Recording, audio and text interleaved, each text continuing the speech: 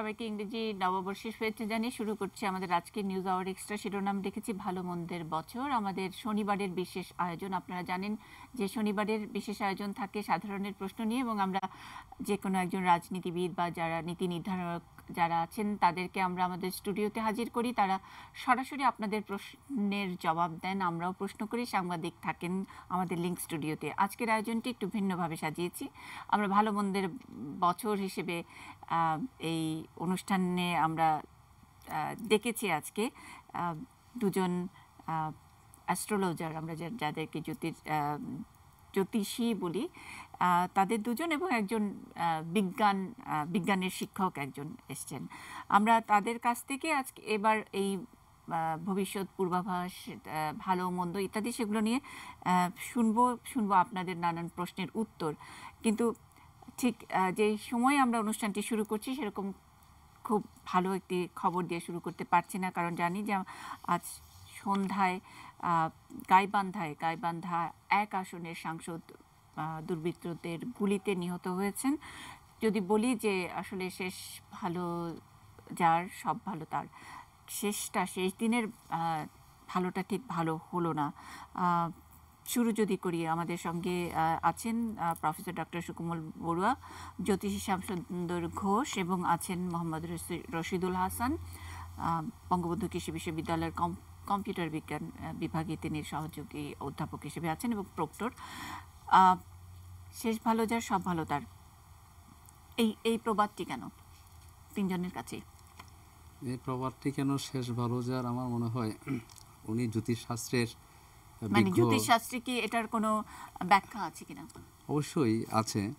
আমার মনে হয় শেষ ভালো যার সব ভালো তার। তো শেষ ভালো বলতে আমরা মনে করি 2016 তো আজকে শেষ, এবং 12টা একে কিন্তু নতুন বছর শুরু হবে। আমি প্রথমে এটিএন নিউজ সহ বাংলাদেশ এবং বিশ্বের সকল দর্শক শ্রোতাদেরকে অভিবাদন জানাই আমার পক্ষ থেকে, এবং বিশেষ করে 2017 সাল আমাদের জন্য নতুনভাবে আবির্ভূত হোক এবং সকলের জন্য মঙ্গল বয়ে আনুক এবং শান্তি এবং সমৃদ্ধময় বিশ্ব তৈরি হোক। তো তারপর আবার বলতে হয় 2017টা কিন্তু আমার মনে হয় রবি দিয়ে শুরু হচ্ছে। তো রবিটা যেটা মনে হয় রবির যাত্রাটা কিন্তু শুরু ভালো না। তো এবং 2016তে ভালো মন্দ সব কিছু আছে, এটাকে বিচার আমরা পরে করব। কিন্তু আজকে যে ঘটনাটা আমরা শুনলাম এটা কিন্তু আমাদের জন্য একটা অত্যন্ত বেদনার খবর। এবং তার মানে আপনি যেটা রবির যোগ যেটা বললেন সেটারই একটা আলামত আমরা পাচ্ছি। যদি বলি শেষ ভালো যার সব ভালো তার, কিন্তু শেষ খারাপ যার, তাহলে সব খারাপ তার, শুরুটাই খারাপ হতে চলেছে। আমরা কি এরকম একটা সংঘাতময় জায়গার মধ্যে যাচ্ছি? সম্ভবত আমার মনে হয় 2017টা বেশি শুভ হবে না এবং বেশি মঙ্গল বয়ে আনবে না, কারণ রাজনীতির একটু উত্তপ্ত এবং এটা বিরাজমান রাজনীতির প্রেক্ষাপটটা অত্যন্ত খারাপ বাংলাদেশের জন্য, বিশ্বের অবস্থা কিন্তু খুব খারাপ। তার মানে এই রবির আছর যেটা বলছি, রবির আছর শুধু কি বাংলাদেশ নাকি সব বিশ্বকে? এটা তো জ্যোতিষশাস্ত্র তো বিশ্বের জন্য।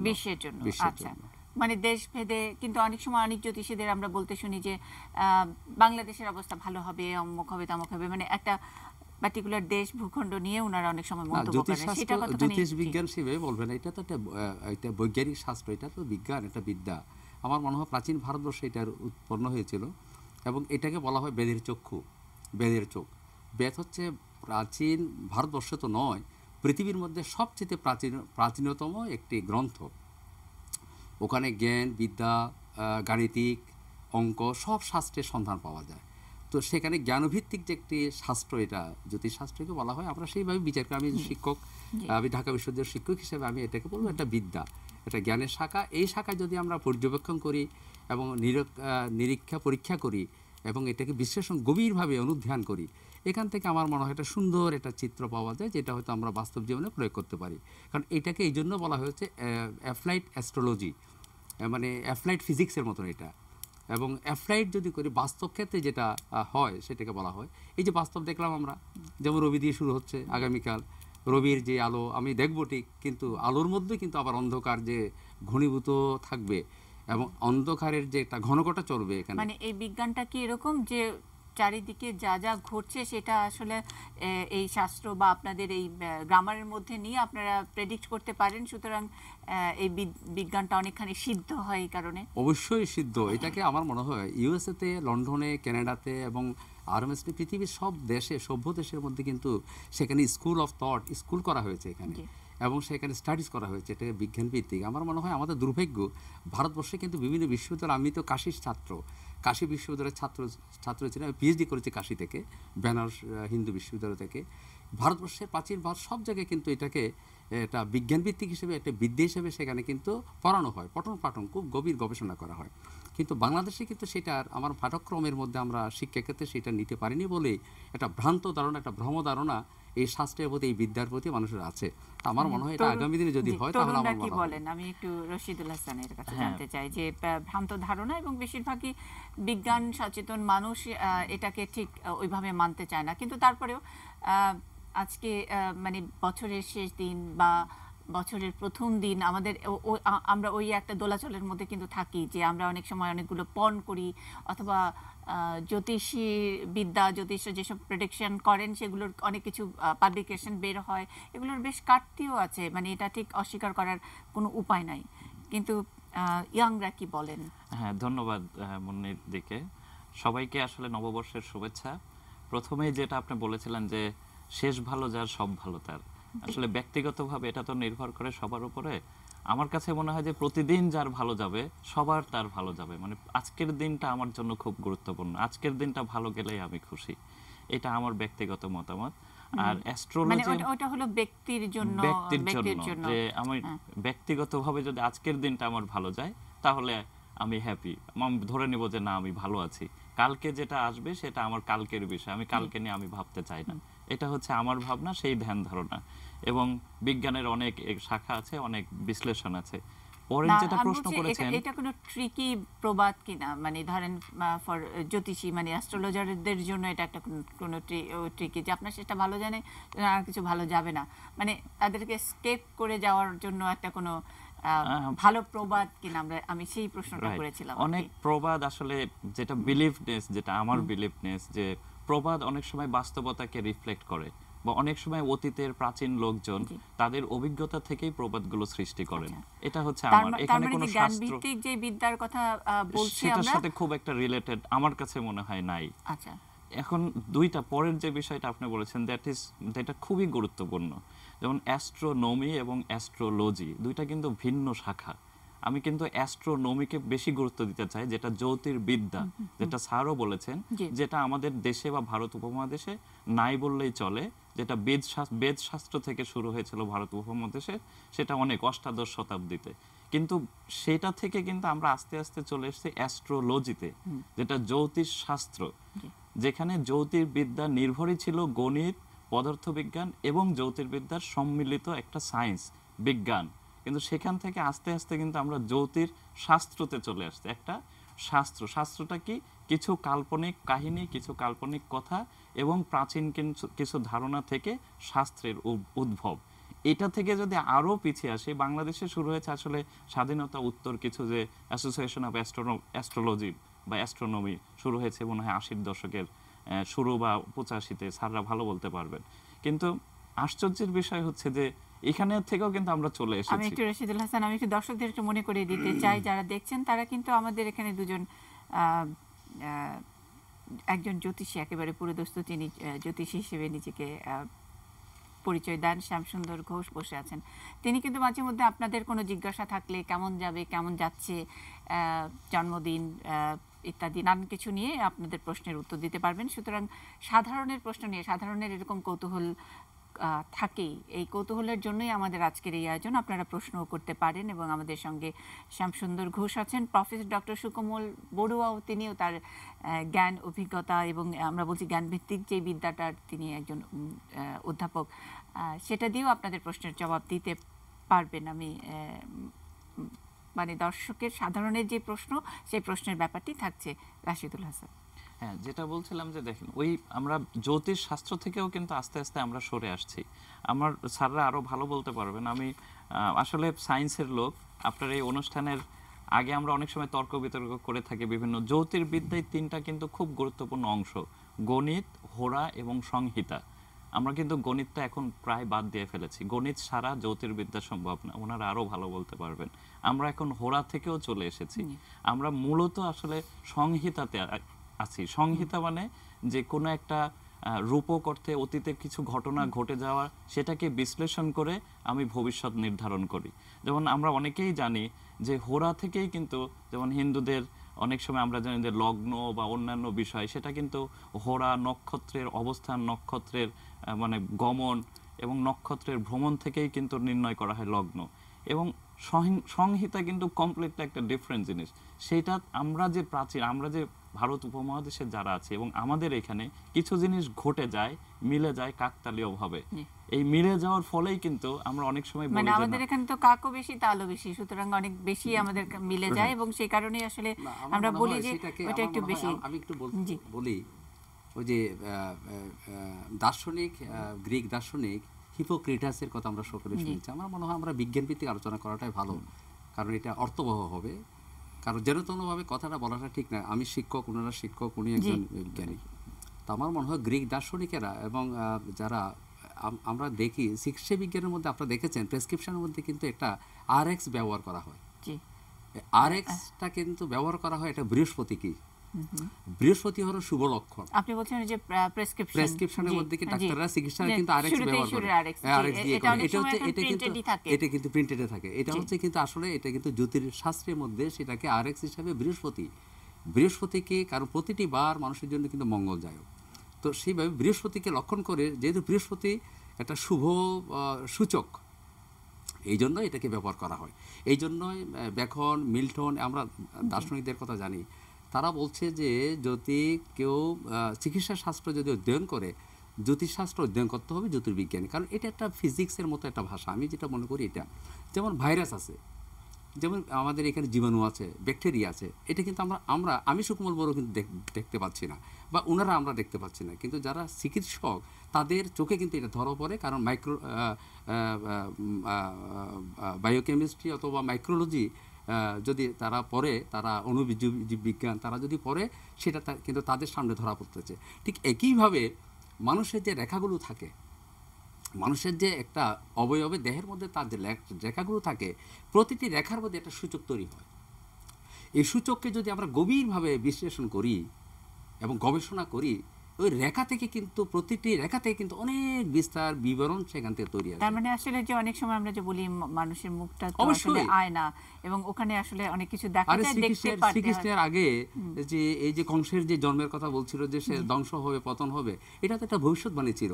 এবং গৌতম বুদ্ধের সময়, আমি বলছি 2500 বছর আগে যখন তিনি জন্মগ্রহণ করেন, কালদেবর একজন ঋষি, কারণ এগুলো তো সত্যবাণী। ঋষির বাণীরা, তারা অধ্যাত্ম সাধনা করে, সত্য সাধনা করে, তারা দীর্ঘদিন তাদের পরিশ্রমের ফসল হলো, এবং তাদের পুত পবিত্র জীবনের ফসলই হলো কিন্তু এই বিদ্যাগুলো। তো এই জন্যই আগের দিনে কিন্তু রাজারা কিন্তু এরকম জ্যোতিষীদেরকে কিন্তু রাখা হতো, তাদের ভূত ভবিষ্যৎ দেখার জন্য পণ্ডিতদেরকে তাদের রাখা হতো। তাদের শাসন কীভাবে চলবে, দেশ কীভাবে চলবে, জনগণ কীভাবে সুখে শান্তিতে থাকবে। আমার মনে আজকেও আমাদের প্রয়োজন আছে এইসব বিদ্যার চর্চা করা।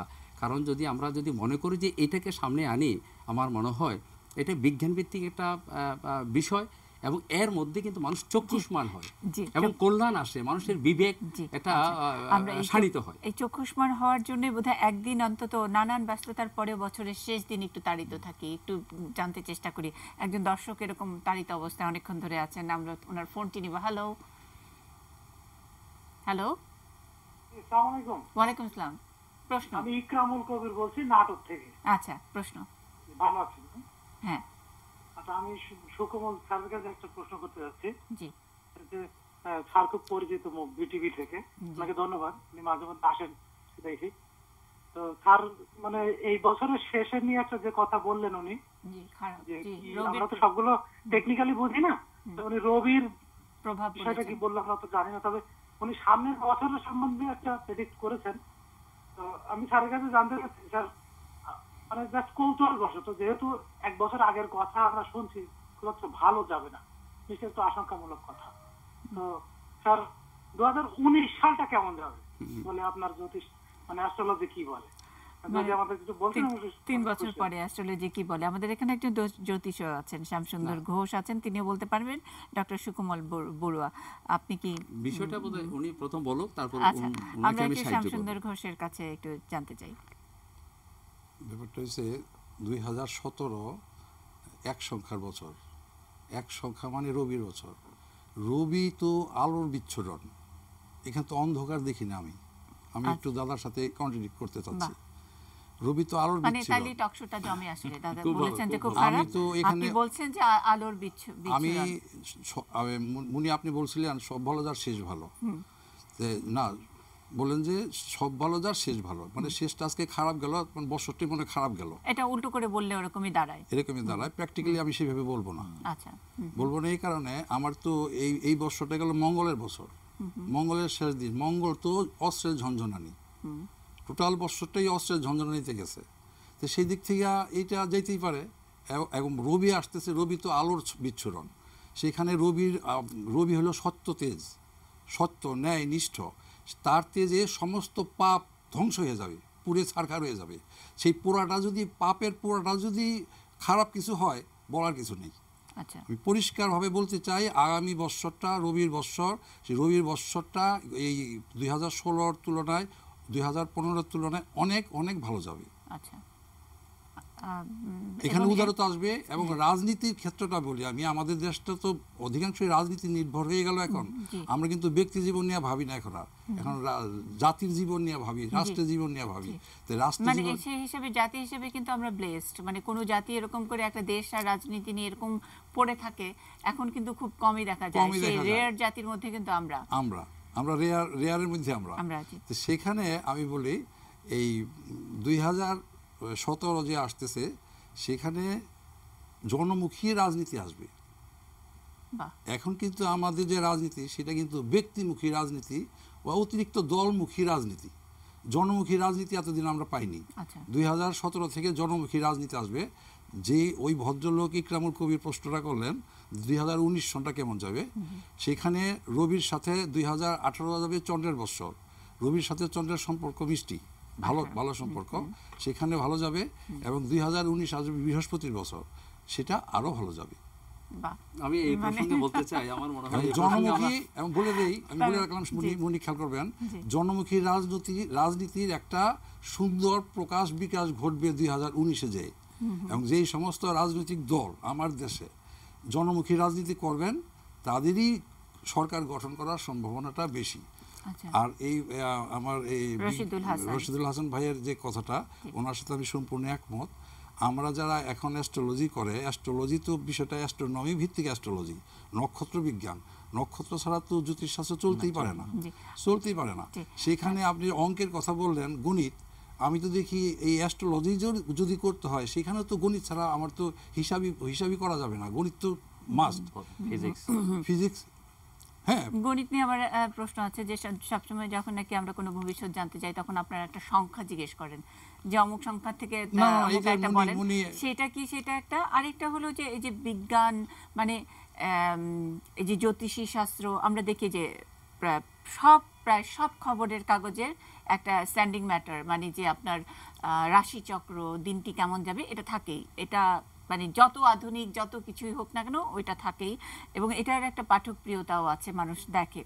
তো আজকাল আমি দেখি ওটা কি পাঠকপ্রিয়তা বাড়াতে, নাকি এটার সঙ্গে গ্রহ নক্ষত্রের কোনো সম্পর্ক, নাকি হাজার হাজার বছরের জ্যোতিষীরা আগেই বুঝতে পেরেছেন ফেসবুক নামের একটি জিনিস আসবে, এবং জ্যোতিষীরা তখন লিখবেন যে ফেসবুকে আপনি প্রেমের অফার পেতে পারেন, এই জাতীয়। আপনি নিশ্চয়ই ফলো করেন। আমি ফলো করি, কিন্তু আমি এই উপরে আমার খুব কম আছে।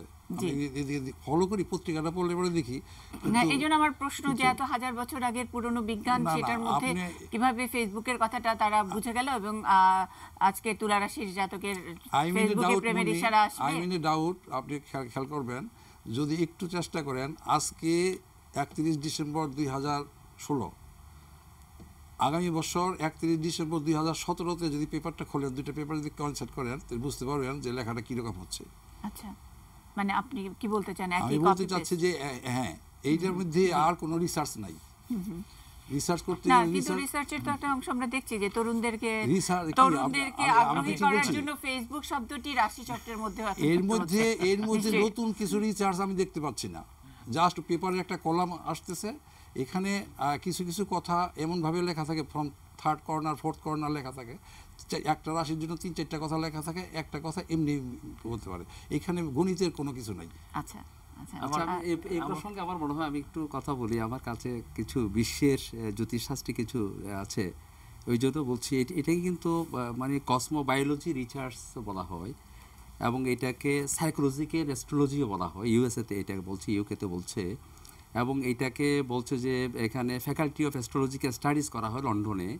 এটা institute of astrology and metaphysics. অসাধারণ, মেটাফিজিক্স তো অধিবিদ্যা, তাই না? এগুলোতে আমরা গভীরভাবে যাই না। আমার মনে হয় যেমন একটা চাকু, ছুরি, এই ছুরিটা কিন্তু ব্যবহার হয়েছে, এটা প্রস্তুত হয়েছে কিন্তু মানুষের কল্যাণের জন্যে। মানুষের ব্যবহারিক ক্ষেত্রে তারা এটাকে ব্যবহার উপযোগী করে তারা খাওয়া দাওয়া করবে, সব কিছুকে তারা এটাকে তৈরি করে নেবে। এই ছুরিকে যদি আমরা অপব্যবহার করি, এটাকে যদি মানে ব্যবহার করি, তাহলে ছুরিটা কিন্তু মানুষের জীবন সংহারের কারণ হয়ে দাঁড়ায়। এই ছুরিটা দিয়ে আমি মানুষকে জবাই করতে পারি, হত্যা করতে পারি, হনন করতে পারি, চোখ তুলতে পারি। এই জন্য আমার মনে হয় ব্যবহার ক্ষেত্রে এই বিদ্যাটা মানুষের কাছে পরিষ্কার না, এবং বিশদভাবে যায়নি। আর সবচেয়ে বেশি আমি মনে আরেকটা কথা বলি, যারা অ্যাস্ট্রোলজি নিয়ে যারা গবেষণা করে তারা কিন্তু বেশি শিক্ষিত না। উচ্চশিক্ষিত যখন হবে তারা মানে বিদ্যায় মানুষকে বিজ্ঞ করে তোলে, অভিজ্ঞ করে তোলে, দক্ষ করে তোলে, এবং তাদের বিবেক শানিত করে। তার মানে সে যে কতটুকু মানুষের কাছে গ্রহণযোগ্যতা পাবে এবং মিথ্যা বা সত্য। তার মানে আসলে বাংলাদেশের আমি আজকেও আমি সকালবেলা আমাদের একজন জ্যোতিষীকে আমি এই প্রশ্নটি করেছিলাম যে বাংলাদেশের মানুষ হলো সরল, সুতরাং in the name of astrology অথবা এই যে ভবিষ্যৎ বলে দিতে পারি, আমরা আপনার ভালোটা বলে দিতে পারি, বা আপনাকে সাবধান করতে পারি, তাবিজ কবচ ইত্যাদি, সেগুলোর ব্যবসাটা অনেক জমজমাট। তার মানে এটা একটা বিশ্বাসের ব্যবসা। এবং আলবিরুনি আমরা সবাই জানি একই ব্যাপার কিন্তু রাজনীতির বেলায়ও খাটে, বিশ্বাসের ব্যবসা। আমরা খুব সহজে বিশ্বাস করে ফেলি বলেই যেহেতু আমি আসছি, আমার মনে হয় কথাটা বলা ভালো। আরেকটা কথা আমি বলি, আজকে রাজনীতির ক্ষেত্র কিন্তু প্রশ্নবিদ্ধ হচ্ছে কেন? রাজনীতির ক্ষেত্রটা প্রশ্নবিদ্ধ হচ্ছে। আগে রাজনীতির ক্ষেত্রটা ছিল মেকিয়াভেলি, সক্রেটিস, প্লেটো, রুশো। আমি খুবই আগ্রহী আপনার এই যে মেকিয়াভেলির এইসব থটস নিয়ে একটু কথা বলতে। একটা ছোট বিরতিতে যাব, তার আগে দুজন দর্শক পরপর অনেকক্ষণ ধরে আছেন। ফোন দুটি নিয়ে বিরতিতে যাব, বিরতির পরে এসে আপনার প্রশ্নের উত্তর পাবেন। আগে প্রশ্ন। হ্যালো, ওয়ালাইকুম আসসালাম। আমি শফিক বলছিলাম কুমিল্লা থেকে। যে আমার প্রশ্নটা হচ্ছে আপু, যে 2017 সাল আমার কেমন যাবে? আচ্ছা, 2017 সাল কেমন যাবে? ওনার জন্য কি কোনো প্রশ্ন করবেন? পাল্টা প্রশ্ন। ওনার কেমন যাবে বলছে? হ্যাঁ, ওনার অ্যাকচুয়ালি ডেট অফ বার্থ কি আছে? জন্মদিনটা একটু বলতে হবে। জি জি, আমার হচ্ছে 1/1/1982। 1/1। এটা কি আসল নাকি নকল? জি, এটা সার্টিফিকেট। আচ্ছা, তাহলে আপনার সার্টিফিকেট অনুযায়ী আপনার বয়স, আপনার দিনটা, আপনার বছরটা কেমন যাবে, নিজেরটা আসলটা জানেন না। এনিওয়ে, আচ্ছা, আরেকজন শফিক ভাই, আপনি থাকুন আমাদের সঙ্গে। আরেকজন। হ্যালো। আসসালামু আলাইকুম। ওয়ালাইকুম আসসালাম। প্রশ্ন। আমি মোহাম্মদ রাসেল শেখ সিরাজদি খান থেকে বলছি।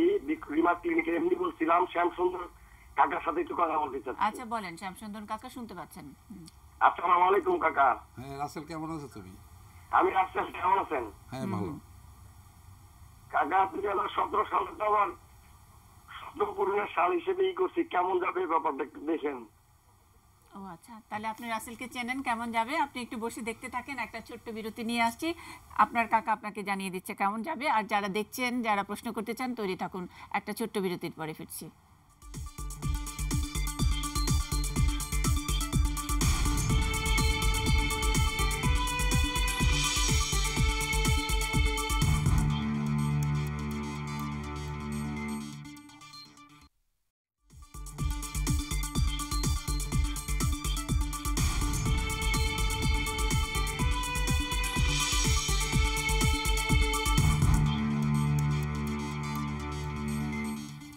এটি নিউজের শনিবারের আয়োজন সাধারণের প্রশ্ন নিয়ে। বছর শেষের এই দিনটি আমরা সাধারণের প্রশ্ন নিয়ে একটু ভিন্নভাবে সাজিয়েছি। আমরা আজকে 3 জন অতিথিকে পেয়েছি আমাদের স্টুডিওতে। আপনারা জানেন শনিবারের এই আয়োজনে আমরা একজন অতিথিকে স্টুডিওতে ডাকি এবং তিনি জনগণের প্রশ্নের উত্তর দেন, প্রশ্ন করেন আপনারা এবং আমাদের স্টুডিওতে আসা সাংবাদিকরা, অতিথি সাংবাদিকরা প্রশ্ন করেন। কিন্তু আজকে দর্শক আপনারা প্রশ্ন করছেন, জেনে নিচ্ছেন ভালো মন্দের এই বছরটি বা আগামী বছরটি কেমন যাবে। আমাদের সঙ্গে আছেন প্রফেসর ডক্টর সুকোমল বড়ুয়া, তিনি সাবেক চেয়ারম্যান পালি অ্যান্ড বুদ্ধিস্ট স্টাডিজ বিভাগ, ঢাকা বিশ্ববিদ্যালয়, বিশ্ব বৌদ্ধ ফেডারেশন বাংলাদেশ চ্যাপ্টারের তিনি সভাপতি। জ্যোতিষী শ্যাম সুন্দর ঘোষ মাঝে বসে আছেন, তিনি আছেন আমাদের সঙ্গে, এবং আছেন মোহাম্মদ রশিদুল হাসান, সহযোগী অধ্যাপক ও প্রক্টর বঙ্গবন্ধু কৃষি বিশ্ববিদ্যালয়। তিনি কম্পিউটার সায়েন্স নিয়ে পড়ান, একজন বিজ্ঞান মনস্ক মানুষ। তিনি এই বিষয়গুলো নিয়ে, বিজ্ঞানের কি কনফ্লিক্ট আছে কিনা সেগুলো নিয়ে আমাদের প্রশ্নের উত্তর দিবেন। বিরতিতে যাবার আগে দুইজন দর্শক আমাদেরকে ফোন করেছেন, তাদের কাছে জানিয়েছেন, আরও একজন ফোনে আছেন এবং আমরা দর্শক আপনার ফোনটি, আপনার প্রশ্নটি শুনতে চাই। হ্যালো। আসসালামু আলাইকুম। ওয়ালাইকুম আসসালাম। আমি গাজীপুর মৌচাক বাংলা থেকে যাত্রী বলছিলাম। আমার ছেলের 31শে ডিসেম্বর 2009 জন্ম, নাম হলো তাওফিক হোসেন নাবিল। আচ্ছা, মানে ভবিষ্যৎ সামনে 2017 সালটা কেমন যাবে এটা আমি জানতে চাচ্ছিলাম। 31শে ডিসেম্বর 2009।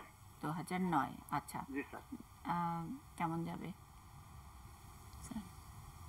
জন্মটা তো 9 সংখ্যা ছিল আপনার, আর এই বছরটা আসতেছে 1 সংখ্যা। ওনার ছেলে হ্যাঁ, আপনার ছেলের 9 সংখ্যা জন্ম ছিল, 31 ডিসেম্বর 2009, মানে 9 সংখ্যা। 9 সংখ্যার সাথে 1 সংখ্যার সম্পর্কটা, আমি কিন্তু সংখ্যাতত্ত্ব থেকে বলছি, অ্যাস্ট্রোলজি আপনাকে অ্যাপ্লাই করতে পারলাম না। সংখ্যাতত্ত্ব থেকে বলছি যে 9 সংখ্যার সাথে 1 সংখ্যার যেহেতু ফ্রেন্ডশিপ, বন্ধুত্ব আছে, সেহেতু আপনার ছেলে 2017 ভালোই যাবে। আমরা বলছিলাম যে শেষ ভালো যার সব ভালো তার, এরকম একটি কথা দিয়ে শুরু করতে হয়েছে, কারণ আমরা জানি আজকের সন্ধ্যায় যে ঘটনাটি ঘটেছে গাইবান্ধার সুন্দরগঞ্জের গাইবান্ধা 1 আসনের সাংসদ, তিনি গুলিবিদ্ধ হয়েছেন।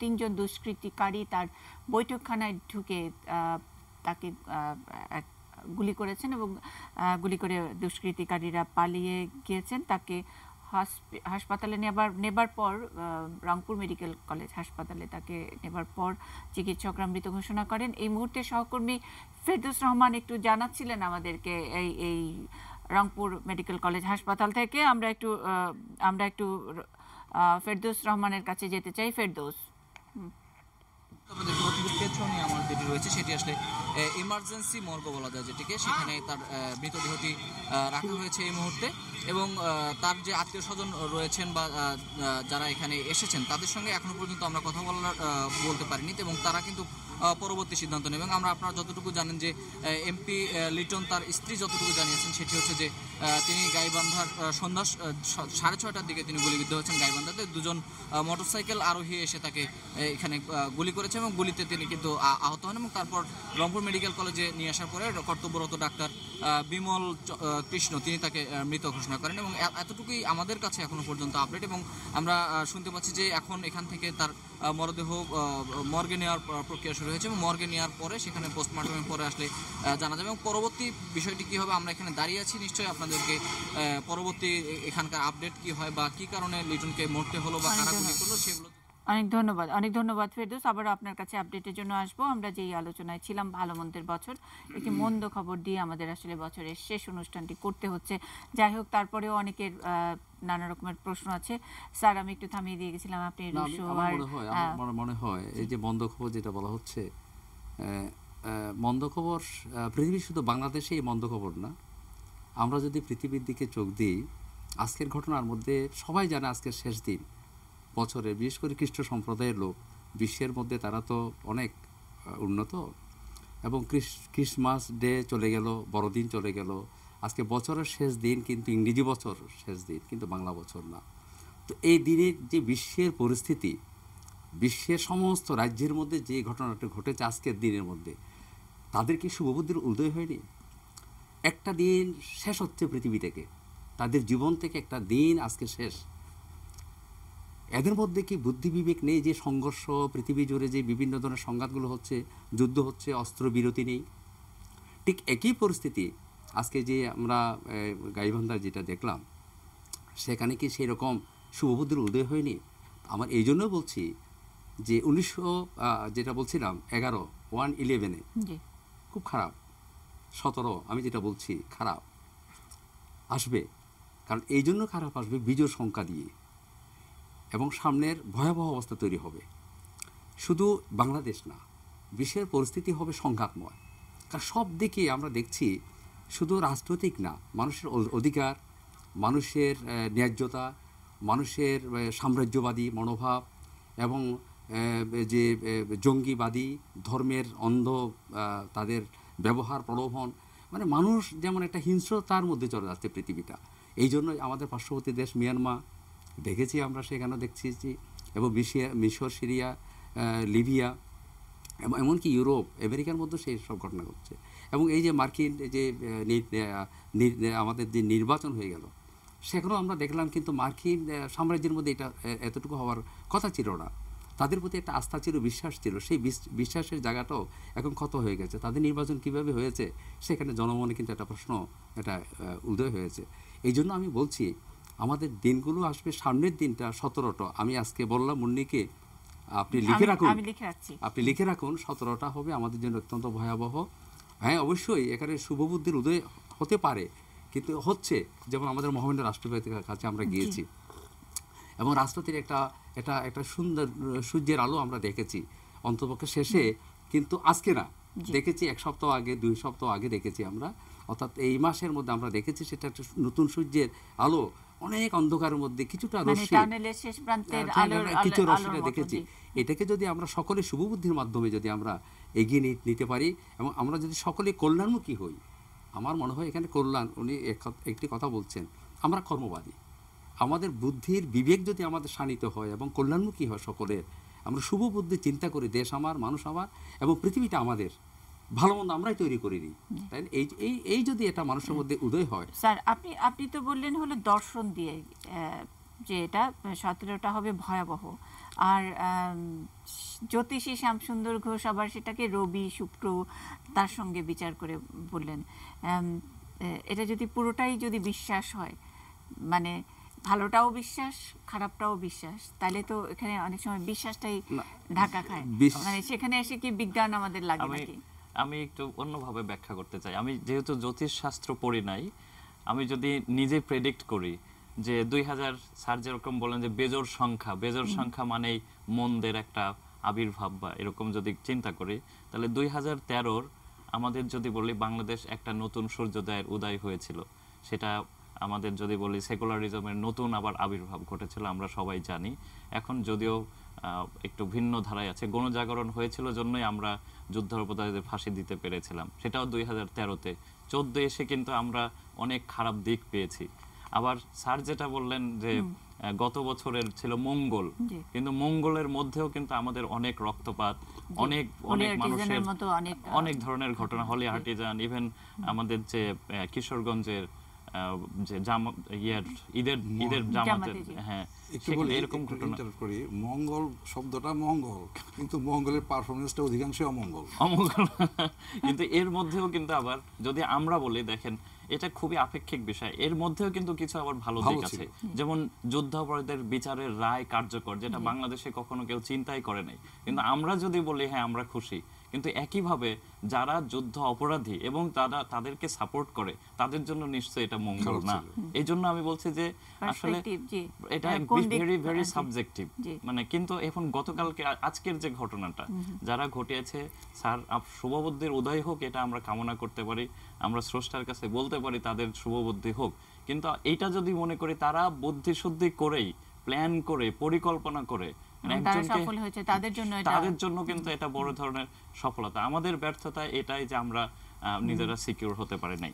বিজ্ঞানের ক্ষেত্রে আমার আরেকটু যদি বলেন যে জ্যোতিষ শাস্ত্র বা বিজ্ঞান, যেমন 2017 নর্মালি যদি বলি, আমার কাছে মনে হয় যে না, কিছুটা হলেও ভালো যাবে। 18 যদি বলেন একটু খারাপ যাবে। বাংলাদেশে যদি অতীত পলিটিক্স দেখি, কারণ সরকারের শেষ সময়, বিরোধী দল চাইবে কোনো কিছু ইস্যু তৈরি করতে। যদি 19-এ যায়, 19-এর কাছাকাছি এসে কিন্তু আরো সংঘাতের মানে সম্ভাবনা। এগুলো হলো এটা অভিজ্ঞতা, হচ্ছে অভিজ্ঞতা, political অভিজ্ঞতা বা- পলিটিক্যাল অভিজ্ঞতা বাংলাদেশের প্রেক্ষাপট, এবং সেখানে আসলে কতটুকু যে সায়েন্স, প্রথম কথা যে জ্যোতিষ বিদ্যা কিন্তু বিজ্ঞানের বাহিরে না, এটা কিন্তু আমি স্বীকার করছি। গণিত, ফিজিক্স এবং মিলেই কিন্তু জ্যোতিষবিদ্যা। কিন্তু বর্তমানে যেসব জ্যোতিষবিদ যেগুলো আমরা দেখি, আসলে তারা কতটুকু জ্ঞান অর্জন করে জ্যোতিষবিদ্যায় বিদ্বান হয়। সেটা যেমন আবার আজকে একটা অনেক বড় একটা ডিবেট, এবং সেগুলো নিয়েও তো মানে আমরা অনেক কিছু নিয়ন্ত্রণ নিয়ে নানা রকম প্রশ্ন উঠে। এই যে আমি বারবারই বলছি যে মানুষের বিশ্বাস নিয়ে ব্যবসা করার যেই জায়গাটা, সেখানেও তো আমাদের আসলে ইন্টারভিন করা উচিত, যে আসলে জেনে শুনে করছেন কিনা, তাদের জ্ঞান ইত্যাদি এগুলো চ্যালেঞ্জ করার ব্যাপার। একই জিনিস যদি আমার মনে হয় আরেকটু যদি আমি আরেকটু অ্যাড করে আমি এই পার্টটা শেষ করতে যাচ্ছি। যেমন আজকের একদম 2টা ঘটনা আমি বলি, যে আপনি যেটা বললেন যে রাশিফল, আমি প্রতিদিন কিন্তু পেপার এই হেডলাইনটা দেখে তারপরে একটু দেখি যে আমার রাশিতে আজকে কি আছে। যদি এটা রাশিটা পড়ে কিন্তু অনেক সময় হাসি। উনি স্যার যেটা বললেন যে দেখা যায় যে প্রায় কমন কিছু কিছু কথা আছে যে কমন, যেন আমার অর্থের যোগ হবে, আমার প্রেমের প্রস্তাব আসতে পারে, এরকম কিছু কিছু জিনিস আছে কমন। কিন্তু কে লিখছেন আসলে কতটুকু বিজ্ঞানসম্মত, 80 বছর হয় তখন প্রেমের প্রস্তাব কিভাবে আসবে? কন্যা রাশির তো, বা আমি যে কন্যা রাশি, তাহলে আমি তো বিভিন্ন বয়সের হতে কিন্তু পারে। এটারও জবাব দেন যে দ্বিতীয় ফেসবুকের কথা কিভাবে জ্যোতিষরা বলতে পারে, মানে জ্যোতিষশাস্ত্রের সঙ্গে ফেসবুকের সম্পর্কটা একটু বলেন। ফেসবুকটা তো মানুষেরই তৈরি। না মানে এটা তো মানে রাশিফল যারা ফেসবুক, আমি কোন সম্পর্ক কিভাবে সম্পর্ক ফাইন্ড আউট করতে আমি বুঝতে পারতেছি না। না কিন্তু আপনি যেহেতু রেগুলার দেখেন, রশিদুল হাসান নিশ্চয়ই দেখেন, নিশ্চয়ই এরকম মানে ওই 12টা রাশির মধ্যে অন্তত 4টার মধ্যে লেখা থাকে ফেসবুকে প্রেমের প্রত্যাখ্যান পাবেন অথবা প্রেমের প্রস্তাব পাবেন। ফেসবুকটা ওনারাই রেগুলেট করতেছে। আচ্ছা, ফেসবুক না মানে নিউ ডিভাইস এন্ড নিউ মিডিয়ার কথাও আসলে হাজার হাজার বছর আগে জ্যোতিষ মানে ওই শাস্ত্রের মধ্যে ছিল। আমি বলতে পারি না জ্যোতিষবিদ্যা কিন্তু স্যার একটা সুন্দর কথা বলেছেন। জ্যোতিষবিদ্যা কিন্তু যদি বলেন যে 800 মানে 800রও বেশি, আমি যদি নাম শি শান নামে একজন ভদ্রলোক, আমি যতটুকু জেনেছি যে চায়না থেকে কিন্তু সর্বপ্রথম জ্যোতিষবিদ্যার যে নক্ষত্র রাজির গ্রন্থ, 800-র বেশি গ্রন্থ, সেটাই কিন্তু বেস ধরা হয়। যদি মনে করি মানুষের পারসেপশন কিন্তু অত্যন্ত ভয়ঙ্কর। আজকের ঘটনা, আমি একজনকে নিউ ইয়ার জাস্ট উইশ করেছি, আমার খুবই অবাক লাগছে, একদম বাস্তব ঘটনা বলি। সে আমাকে ফোন করে বলছে যে এটা তো বাংলা নববর্ষ না, ইংলিশ নববর্ষ নিয়ে তোমরা এত কেন মাথা ঘামাও। মজার ব্যাপার হচ্ছে তার সন্তান ইংলিশ মিডিয়ামে পড়ে এবং সে এনকারেজ করে তার সন্তান যেন ইংরেজিতে কথা বলে, অথচ উনি বলছেন যে আমরা ইংলিশ এর জন্য মানুষের পারসেপশনটা কিন্তু কনভিনিয়েন্স। এবং ওই যে আমরা বলছিলাম যে ব্যক্তি কেন্দ্রিকতা, এই ব্যক্তি কেন্দ্রিকতারই এটার একটা নমুনা আর কি, যে সব সময় তারটা যেটা মানে কনভিনিয়েন্সের মধ্যে পড়ে সেটাই বলবেন, সেটাকে আমি আসলে পারসেপশন বলতে পারি না। আমি এটার আপনার সঙ্গে দ্বিমত করতে চাই। একজন দর্শক আছেন। হ্যালো, আসসালামু আলাইকুম। ওয়ালাইকুম আসসালাম। ম্যাডাম, আপনাকে হ্যাপি নিউ ইয়ারের শুভেচ্ছা। অনেক শুভেচ্ছা। জি ম্যাডাম, আমি জানতে চাচ্ছিলাম যে আমার 17 সালের মানে এই মাসটা, জানুয়ারিটা আমার কেমন যাবে। আমার জন্ম তারিখ হচ্ছে 09/07/1985। আমার নাম কামরুল ইসলাম। 09/07/1985। আপনার কামরুল ইসলাম না? আপনি থাকুন আমাদের সঙ্গে। আপনার জানুয়ারি মাসটা মানে আমার জন্য কোনো গুড নিউজ আছে কিনা? আচ্ছা, ওকে, আমাদের সঙ্গে দুজন জ্যোতিষী আছেন, ব্রেকের পরে জানবো। থাকুন আমাদের সঙ্গেই।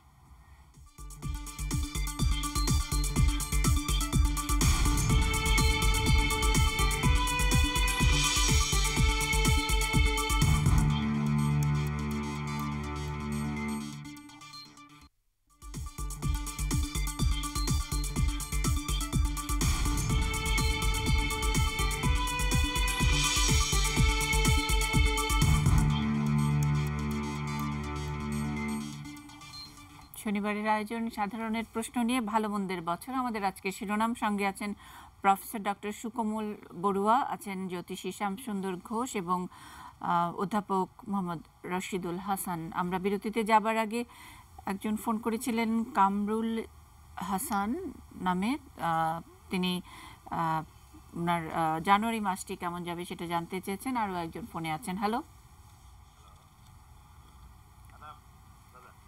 হ্যালো, হ্যালো, হ্যাঁ, আমি মধ্যে বলছিলাম নওগাঁ থেকে। আচ্ছা, আপনার প্রশ্ন?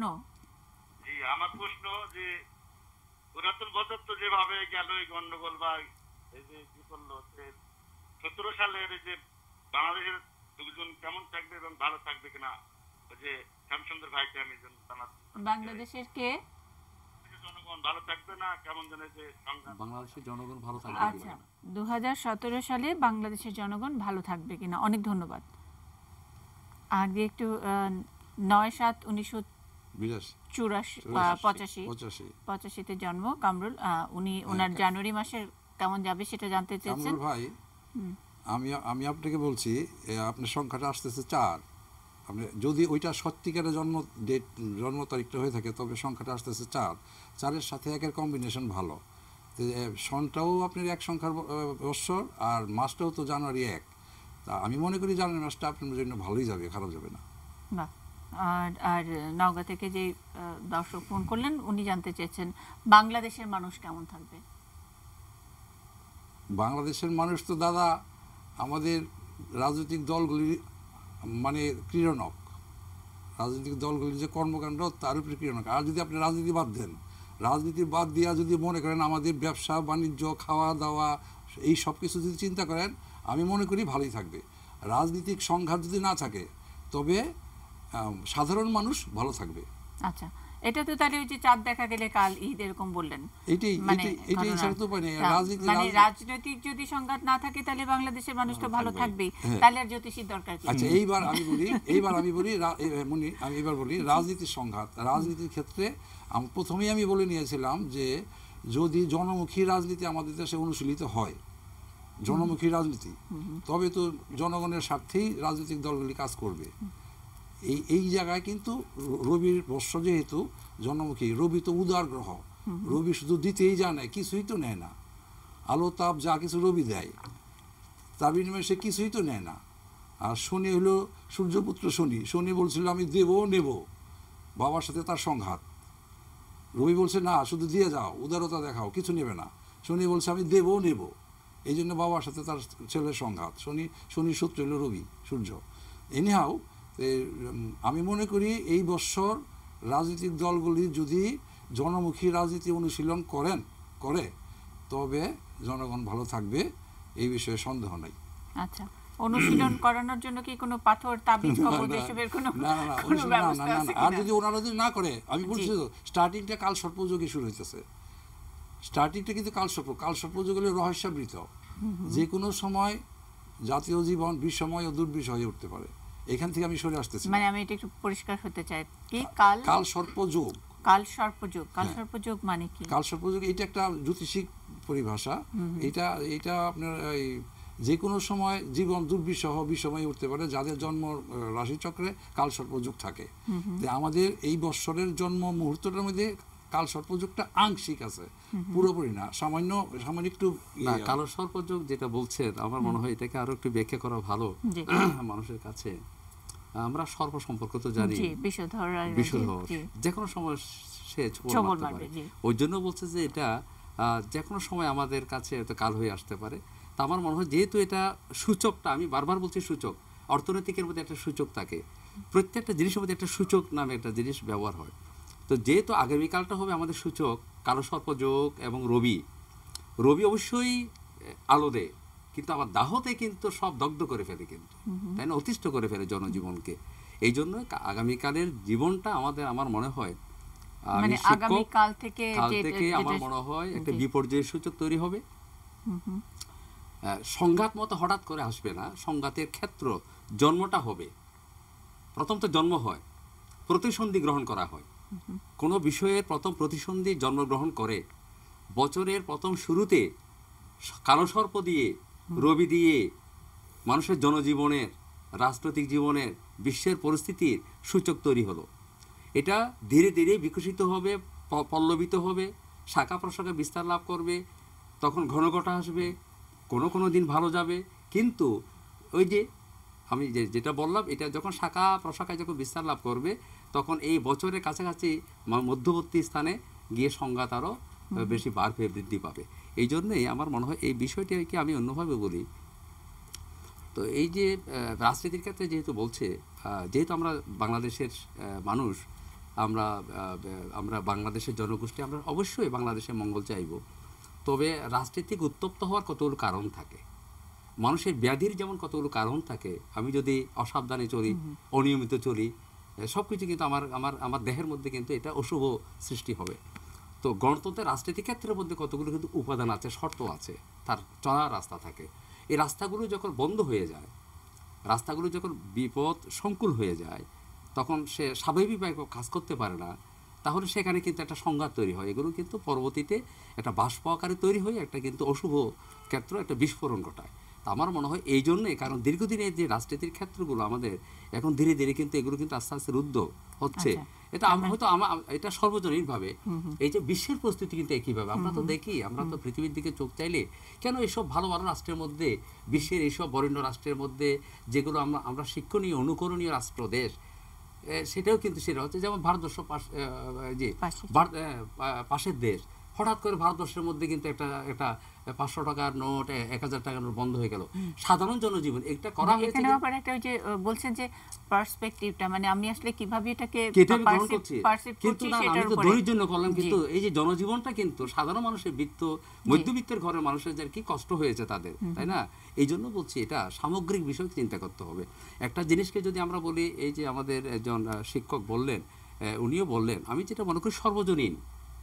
আমরা যদি ব্যক্তিগতভাবে সুখ চাইতে হবে না, জনগণের সমষ্টিগত সুখটাই চাইতে হবে, সর্বজনীন। তাহলে আসলে ভবিষ্যৎ জানে, মানে ধরেন চিকিৎসকের কাছে গেলেও ইনভেস্টিগেশন করে, তারপরে কোনো ব্যবস্থা নেই। অনেক সময় তো ভবিষ্যৎ জানতে যায়, আগ্রহ নেয়। অনেক সময় এটা আমরা বারবারই বলছি যে অনেকেই এটাকে ভালো করে না, ডাক্তারি পাস না করে ডাক্তারি করে অনেকে, যেমন এই জ্যোতিষশাস্ত্র না পড়ে জেনে এই সেইভাবে শিক্ষিত না হয়েও জ্যোতিষ চর্চাটা করে, এবং সেখানে আমরা যে আংটি, পাথর ইত্যাদি নানান কিছু জানি। তার মানে হলো যে আপনি ভয় দেখালেন অথবা একটা কিছু দেখলেন, বিপদ দেখলেন, সে কাটিয়ে দেওয়ার ব্যবস্থা আছে। দেশের জন্য কি এগুলো কাটিয়ে দেওয়ার কোনো ব্যবস্থা আছে, কোনো কবচ আছে কিনা? না না না, বিষয়টাই ভাবে না। আমি বলছি, আপনি লক্ষ্য রাখবেন যে এক সংখ্যা নিয়ে তো কথা হচ্ছে এতক্ষণ যাব, এবং রাজনীতি, এক সংখ্যা রাজনীতির কথা বলি না, আমি বলছি যে ব্যবস্থা আছে কিনা, মানে ব্যবস্থাটা পরে বলি। এখান থেকে একটু ইন্ট্রোডাকশন দিয়ে নেই। 7ই মার্চ 1971 বঙ্গবন্ধু কিন্তু ওই দিনকার কত সংখ্যা ছিল এটা হিসাব করে বক্তৃতাটা করেন নাই। 7ই মার্চ 1971 টোটালি এই সংখ্যাটা ছিল এক সংখ্যা। এবং আপনি শুনলেও কইবেন, এক সংখ্যায় এই জন উদ্দীপনা, যে জাতীয় জাগরণ, সেই জাতীয় 10 লক্ষ মানুষ উপস্থিত ছিল মাঠটার মধ্যে, রেসকোর্স ময়দানে, এবং জাতীয় জাগরণ ঘটছিল ওই 7ই মার্চের ওই ভাষণটা, অঙ্গুলি হেলনে, ওই এক সংখ্যা ছিল দিনটা। 25শে মার্চে ওই পাকিস্তানের আর্মি ওরা বুঝতে পারে নাই যে এক সংখ্যা বঙ্গবন্ধুর জন্য কত পাওয়ারফুল। সেই 25শে মার্চে ওখানে খোঁচা দিতে গিয়ে কী হইল, ঘটনাটা রিয়্যাক্ট হয়ে গেল। 26শে মার্চ স্বাধীনতা ঘোষণা দেওয়া রিয়্যাক্টের মধ্যে পাকিস্তান শেষ হইল। দেশটা স্বাধীন হলো 16 ডিসেম্বর, সেইখানেও এক সংখ্যা। 16 ডিসেম্বর 1971, সেইখানেও এক সংখ্যা। মানে এক সংখ্যা বাংলাদেশের জন্য কত পাওয়ারফুল, মানে জনজাগরণ এবং লাভ, আমার ঈপ্সিত বস্তু হস্তগত হওয়া, এই এক সংখ্যা। তার মানে সেখানে ওই যে আবার বললেন কাল সর্প যোগ, তার মানে হলো যে ঠিক জায়গায় ঠিক জাগরণটা হইতে হবে, মানে নট মানে জনজাগরণ তো সব অর্থেই, অনেক ক্ষেত্রেই তো জনজাগরণ। আমরা বারবারই পারসেপশনের কথা বলছি, পাকিস্তানের জন্য তো এটা জনজাগরণ হয় নাই, হলেও তো হতে পারতো যদি জিতে যেত। এখন আমি বলি, আমার দেশের গায়ে কি আমি একটা পাথর লাগাই দিব? আমি কাকে পাথরটা পড়াবো? আমার দেশের গায়ে একটা পাথর লাগাই দিব যে আমার দেশের এই বর্ষটা ভালো যাবে? পাথর লাগালে কি হয়? পাথর আমি বলছি, স্টোনের যে কথাটা বলতেছেন, দেয়ার আর 7 কালার্স ইন সোলার সিস্টেম। সৌররশ্মিতে 7টা রং আছে, মানুষ রং দ্বারা তাড়িত। যেমন এই জামাটা আপনি খুব পছন্দ করেন, এই কালারটা আপনি পছন্দ করেন, আপনার ওখানে আল্লাহর মধ্যে 10টা জামা আছে, তার মধ্যে একটা জামা যেন বারবার ওই জায়গায় হাতটা যায়। একটা কালার আপনি খুব ফেভারিট কালার, এইভাবে 7টা রঙের কোন একটা রং আপনার ফেভারিট। আর সোলার সিস্টেমে যেহেতু 7টা রং আছে, ওই এক একটা রং, যেই রংটার অভাবে আপনার মধ্যে রিয়াক্ট হইতে পারে, সেই রংটা ওই সোলার সিস্টেম থেকে একটা স্টোন, ওই স্টোনটারই রেডিয়েটিভ পাওয়ার আছে। যদি হয়তো যে পান্নাটা যদি সবুজ রঙের একটা পাথর পড়লে যদি হয়ে যেত, তবে তো আমি ওই 7-আপের বোতলটা ভাঙিয়া ওইটার পাথর বানিয়ে আমি বানাতে পারতাম। ওর তো রেডিয়েটিভ পাওয়ার তো কাজ, যে সাধারণ একটা কাজ, ও তো রেডিয়েটিভ পাওয়ার না। রেডিয়েটিভ পাওয়ার পান্নাটারই আছে। এবার বুধ যদি অশুভ অবস্থায় থাকে, তবে পাথরটা পড়লে পরে ওই সোলার সিস্টেম থেকে গ্রিন কালারটা আপনাকে পড়বে। এইবার অনেক গরিব মানুষ আমাদের কাছে যায় যে দাদা পান্না পড়ার তো ক্ষমতা আমার নাই, তো বলি আপনার বাচ্চাটাকে শাকসবজি বেশি বেশি খাওয়ান, আপনি ঘরে যে পর্দাটা আছে সেটা সবুজ কাপড়ের পর্দাটা দেন, ওর যে জামাটা পরতে দেন সেটা সবুজ রিলেটেড কালারটা জামা বানাই দেন, বা ঘরের যে রঙটা করছেন সেটা সবুজ রঙ করে দেন। এইভাবেও আমরা করি, তো মানে ওই কালারটার প্রভাব যেন ওর উপরে থাকে। এইটাকে বোধহয় আমি একটু অন্যভাবে ব্যাখ্যা করতে চাই। আমার বিজ্ঞানী এখানে শিক্ষক আছেন, বিজ্ঞানী এবং আপনার ব্যাখ্যা শুনবো। একটা ছোট্ট বিরতিতে যেতে হবে, আরো একজন দর্শক আছেন। হ্যালো। আসসালামু আলাইকুম। ওয়ালাইকুম আসসালাম। আমি রাশেদ হাসান বলছি বাড়িধারা থেকে। বলেন। হ্যালো। জি জি, আপনার প্রশ্ন। জি, আমার একটা ছোট্ট কমপ্লেইন আছে। বলুন। সেটা হচ্ছে আসলে অ্যাকচুয়ালি বিভিন্ন মিডিয়াতে দেখি যে এরকম মুখ দেখেই বলে দেব, লিটন দেওয়ান চিস্তি, ঠিক আছে, একটা বসুন্ধরা শপিং কমপ্লেক্সের মতো একটা শপিং মলে তার এই রমরমা ব্যবসা, ঠিক আছে। তো আমি মানে আউট অফ কিউরিওসিটি তার কাছে গিয়েছিলাম, কিন্তু অ্যাকচুয়ালি সে মানে কোনো অ্যাস্ট্রোলজি সম্বন্ধে তো জ্ঞান রাখেই না। আর আমার কাছে যেটা মনে হলো আজ সচেতন নাগরিক হিসেবে, যে আসলে এই জিনিসগুলা তো মিডিয়াতে আসা উচিত, এবং তাকে ধরেও নিয়ে যাওয়া হয়েছিল, কিন্তু তারপরেও আমরা আবার দেখি যে সে ওই আগের শেপে ফিরে আসে। তো আমার মনে হয় যে আসলে অ্যাকচুয়ালি যারা এরকম প্রতারণা করে এবং অ্যাস্ট্রোলজি সম্বন্ধে কিছু না জেনে মানুষকে ইয়ে করে, তো আমার মনে হয় যে এই মানে আসলে মানে যারা প্রতারণা করে, যাদেরকে ধরে নিয়ে যাওয়া হয়, আবারও সেই আগের শেপে ফেরত আসে। আমি ওই জিনিসটাই যে মানে তারা ফুকর গলে কিভাবে এরা মানে তারা আসলে কোন পাথর ব্যবহার করে, তাই তো? হ্যাঁ, রাইট। আমি এটাই বলতে চাই। Thank you very much. হ্যাঁ, আচ্ছা, আপনার প্রশ্নের উত্তর পাবেন একটা ছোট্ট বিরতির পরে।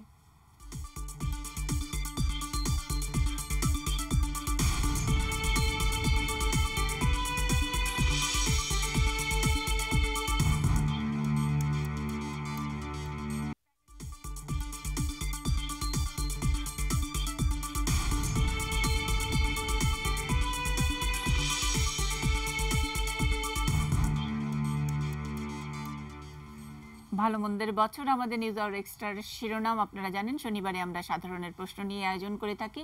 আপনারা যারা প্রশ্ন করছেন, এবং আজকে কেমন যাবে আগামী 2017 সেটা নিয়েই কথা হচ্ছে। আমরা একেবারে শেষ ভাগে অনেক রকমের ডিবেট, অনেক রকমের থটস এখানে আলোচিত হলো। আমি খুব সমৃদ্ধ হচ্ছি এই বিষয়টা। কালসর্পযোগ একটু পরিষ্কার করতে চেয়েছিলেন, যাই হোক সেটা না। রাশিদুল হাসান, আপনাকে আমি খুব সংক্ষেপে যে একজন দর্শক প্রশ্ন করেছেন ওইখান থেকে যে একজন ধরে নিয়ে যায় আবার ছেড়ে দেওয়া হয়, সেই শেপে থাকে। পাথরটা আসলে কি পাথর আমরা আসলে রাইট, এই পাথরের বিষয়টা, যে পাথরের বিষয় হয়তো স্যারেরা ওনারা বলতে পারবেন এটা কতটুকু আসলে সত্য মিথ্যা, কিন্তু আমি যে জায়গাটায় বলতে যাচ্ছি যে এই জ্যোতির্বিদ্যা আমার কাছে মনে হয় is a very complex science, অনেক জটিল একটা বিজ্ঞান আমার কাছে মনে হয়। এটা যদি সবাই আয়ত্ত করে, মানে এটা তো হাটে মাঠে ঘাটে বসুন্ধরা কমপ্লেক্স কেন, গাউসিয়া মার্কেট কেন, পুরনো ঢাকায় কেন, বিভিন্ন জায়গায় বসছে। অমুকের চিকিৎসা, অমুকের সর্পরাজ, অমুক সমুক অনেক কিছু।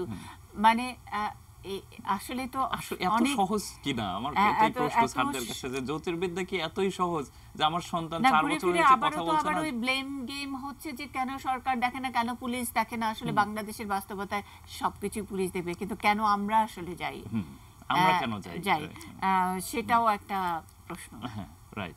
এবং এটার আমি যদি ওই আপনার সেই আগের প্রশ্নের পারসেপশন, যেটা কিন্তু ব্যক্তিগত পারসেপশন থেকেই, যেমন অনেকে অসুস্থ হলে, আমি মানে খুবই গিয়েছিলাম অনেক কিশোরগঞ্জের অসুস্থ, সে পড়ে গিয়ে মাজা ভেঙে গেছে, তার 4 মাস যাবত বিভিন্ন ধরনের কবিরাজি ট্রিটমেন্ট করে ফাইনালি কিন্তু উনি হসপিটালে এসেছেন।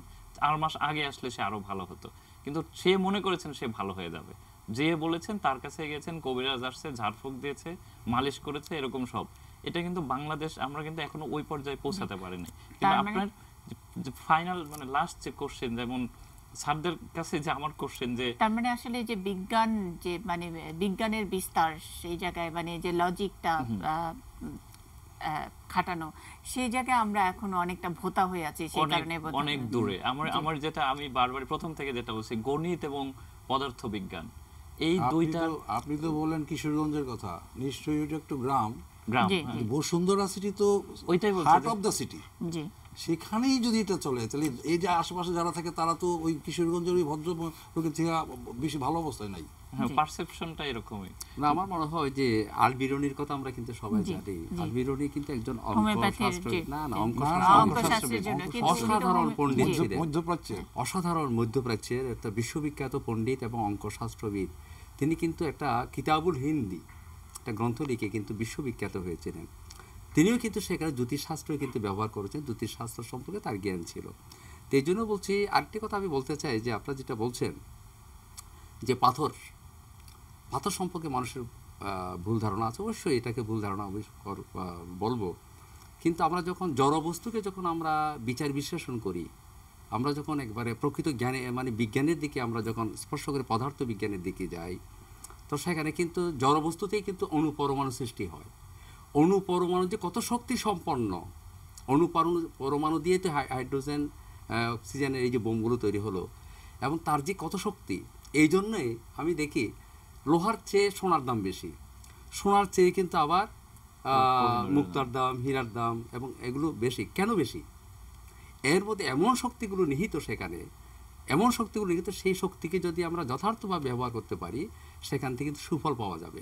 এই জন্যই আমার মনে হয় জ্যোতিষশাস্ত্রের দোষ না, যিনি ব্যবহারকারী, আমি আবারও বলছি যে যিনি ব্যবহারকারী, পথে ঘাটের ডাক্তার, আর যিনি MBBS পরে যে লেখাপড়া করে মেধার মননে যিনি বড় হয়ে চিকিৎসা বিজ্ঞান করা আর গ্রামেগঞ্জে বসে কবিরাজি করা কিন্তু এক হতে পারে না। এখন এই বিজ্ঞানটাকে জ্যোতিষশাস্ত্রই কিন্তু এখন কবিরাজি হিসাবে কিন্তু অনেকে ব্যবসায় ব্যবহার করে। এই জন্য এটা কিন্তু ভ্রান্ত ধারণা তৈরি হয়েছে মানুষের মধ্যে, এবং সৎভাবে ব্যবহার করা হয় না। আর এইটার যথার্থ ফল পাচ্ছে না, এই জন্য মানুষ মানে প্রতারণা। আমাদের জ্ঞানের অভাব। একদম ছোট এক লাইনে শেষ করে ফেলবো আমরা। জাস্ট স্যারকে বলছি, যেমন আসলে যে জিনিসটার প্রাপ্যতা মানে সহজে পাওয়া যায় না, সেটার কিন্তু মূল্য বেশি। যেমন লোহা অ্যাভেলেবল, তার চেয়ে সোনা একটু কম, তার চেয়ে হীরা। কোহিনূর পাওয়াই যায় না, এই জন্য কোহিনূরের মূল্য বেশি। এখানে কিন্তু দ্রব্য না, কিন্তু সেখানে ক্ষমতা আছে না, এটা তো জড়বস্তু। এটার ক্ষমতাটা শক্তি না, এটা শক্তি। এগুলো হচ্ছে এই যে পাথরের শক্তিটা অসাধারণ। পাথর মানে কি? জড়বস্তু। জড়বস্তু থেকে তো তৈরি হচ্ছে সবকিছু। এই জন্য জড়বস্তু যখন মিশ্রণ হয়, জড়বস্তু যখন সংঘবদ্ধ হয়, সেখানে কিন্তু একটা শক্তি তৈরি হয়। এই জন্য আজকে আমার মনে হয় এই শক্তির পরীক্ষা। হীরা যদি अवेलेबल হতো তাহলে তো আমার মনে হয় প্রাইস অনেক কম। মানে কেন আসলে এই পাথরটাই খোঁজে, মানে কয়লা পাওয়া যাচ্ছে, সেটাকে না খুঁজে আপনি হীরা খুঁজতে যাচ্ছেন, নিশ্চয়ই সেটার পিছনেও কোনো না কোনো একটা যুক্তি আছে। যাই হোক, শক্তি আছে বলেই শক্তির খোঁজে যায় মানুষ, আমি ওইভাবে আর কি বুঝি। একদম শেষ মন্তব্য দিয়ে আমি শেষ করব। আগামী ভালো মন্দের বছর আমাদের আজকের নিউজ আওয়ার এক্সট্রা। 2017 আমি মনে করি বাংলাদেশ প্রেক্ষিত 2017 ভালো যাবে, সার্বিকভাবে ভালো যাবে। এর মধ্যে কালসর্পযোগের কথা বললাম, কালসর্পযোগের কারণে কোনো কোনো ক্ষেত্রে কিছু কিছু মিসক্রেন্সি আসতে পারে, সমস্যা হতে পারে। সেটা আমাদের দেশ রক্ষা বাহিনী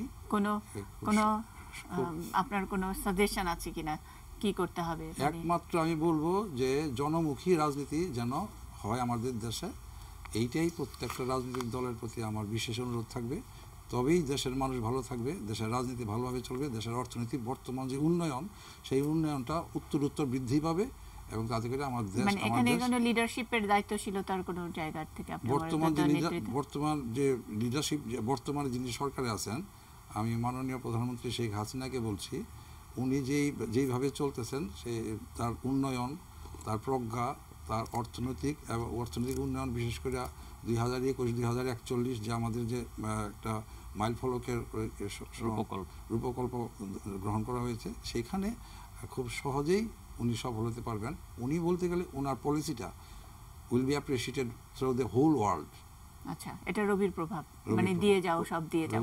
যাই হোক, অনেক ধন্যবাদ। আমরা মানে একটু আমার মনে হয় শুভবুদ্ধির, আমার মনে হয় এখানে রাজনীতির কথা বলা হচ্ছে, তো এখানে প্রজ্ঞার কথা বলা হবে। এখানে আমার মনে হয় সকলে যদি জনকল্যাণমুখী, এখানে শুধু মাননীয় প্রধানমন্ত্রী না, শুভবুদ্ধি না, সকলের সঙ্গে বাংলাদেশে যেসব দল মত ধর্ম বর্ণ আছে সকলে যদি একত্রিত হয়ে গণতন্ত্রের একটা ভাষা, গণতন্ত্র আছে এখানে, আমাদের মনে হয় স্বাধিকার আছে, আমাদের বাক স্বাধীনতা আছে, আমাদের জনগণের যে চলাফেরার স্বাধীনতা আছে, সবকিছু যদি আমার মনে হয় স্বাভাবিকভাবে চলে, আমার মনে হয় একটা সুন্দর দিন আসতে পারে আমাদের জন্য।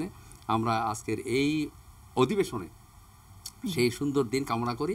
তবে আমি আবারও বলবো, আগামীকাল পত্রিকা দেখবেন, প্রথম 12টা 1 থেকে আরম্ভ হবে, এবং একটা কালকের পত্রিকাগুলো দেখবেন, কত অশুভ জিনিস তৈরি হয়ে যাবে। এটা কিন্তু আমরা কামনা করি না।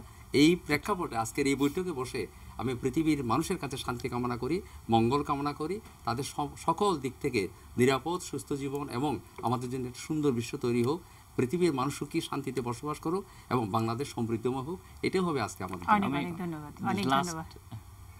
শেষ, আমি আসলে জ্যোতির্বিদ্যায় না, আমি যেটা বিশ্বাস করি এটা সামগ্রিক বাংলাদেশের জন্য আমি এটা বিশ্বাস করি শেষে যে বাংলাদেশ এগিয়ে যাচ্ছে, বাংলাদেশ এগিয়ে যাবে। জয় হোক মানুষের, জয় হোক মানুষেরই জয় হোক। অনেক অনেক ধন্যবাদ এবং সবাইকে ইংরেজি নববর্ষের শুভেচ্ছা জানিয়ে আজকের অনুষ্ঠান শেষ করছি। ভালো থাকবেন সবাই।